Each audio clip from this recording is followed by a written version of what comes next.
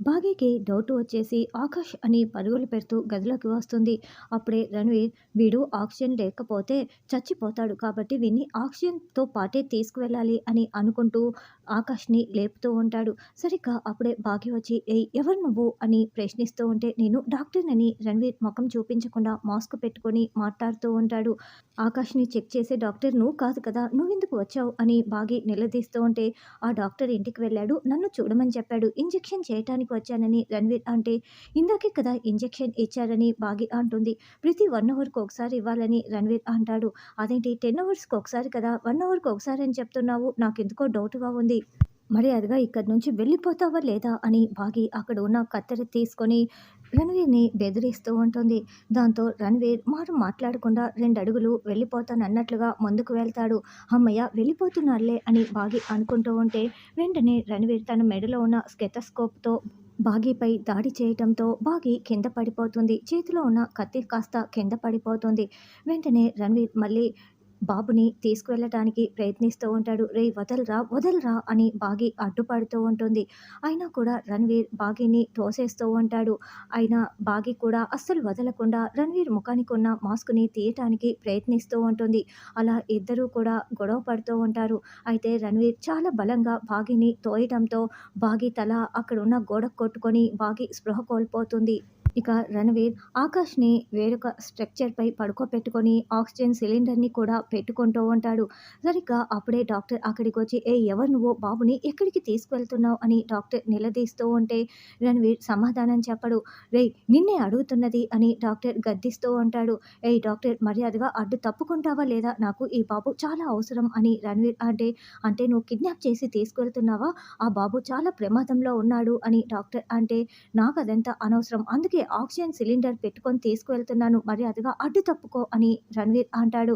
ఏయ్ మర్యాదగా నువ్వే బాబుని వదిలేసి వెళ్తావా లేదా, వాడి ప్రాణాలు పోతాయిరా వెళ్ళరా అని సెక్యూరిటీ అని డాక్టర్ గట్టిగా కేకలు పెడతాడు. ఏయ్ డాక్టర్ మర్యాదగా అడ్డు తప్పుకో అని రణవీర్ తోసుకు వెళ్తూ ఉంటే అప్పుడే సెక్యూరిటీ వస్తారు.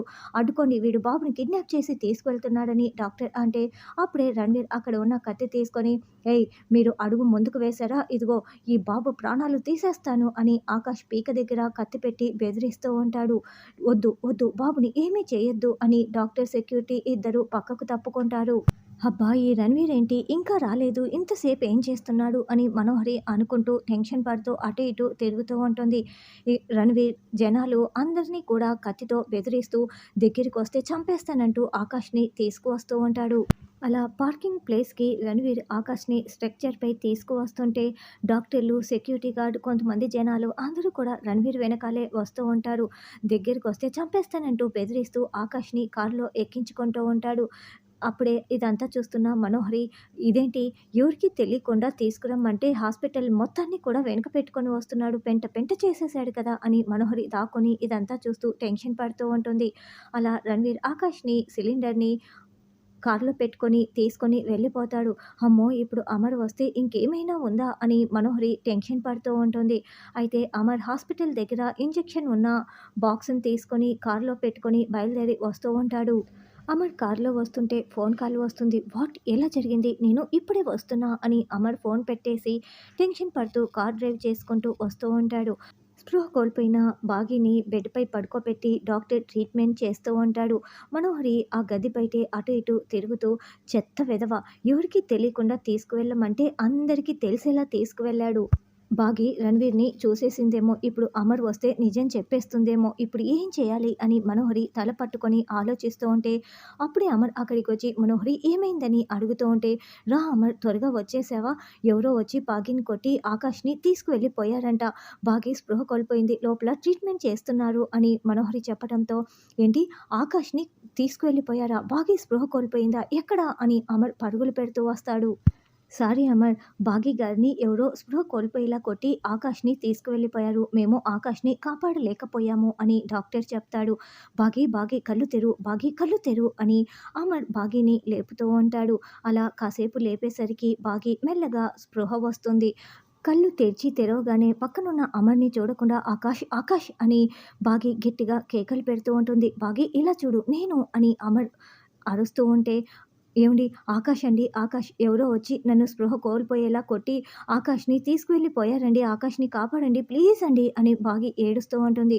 బాగి ఆకాష్‌కి ఏమీ కాదు ధైర్యంగా ఉండు నేనున్నానని డాక్టర్ అసలు ఏం జరిగింది అని అమర్ ప్రశ్నిస్తూ ఉంటారు. అంటే బాగి గారిని స్పృహ కోల్పోయేలా చేసి బాబు మెడపై కత్తి పెట్టి మమ్మల్ని అందరినీ కూడా కత్తితో బెదిరించి ఎవరో ఆకాష్‌ని తీసుకువెళ్ళిపోయారు అమర్. సారీ అని డాక్టర్ చెప్తుంటే, "మీరు అతని మొఖం చూసారా?" అని అమర్ అంటాడు. "మొఖానికి మాస్క్ పెట్టుకొని ఉన్నాడు అమర్" అని డాక్టర్ చెప్తాడు.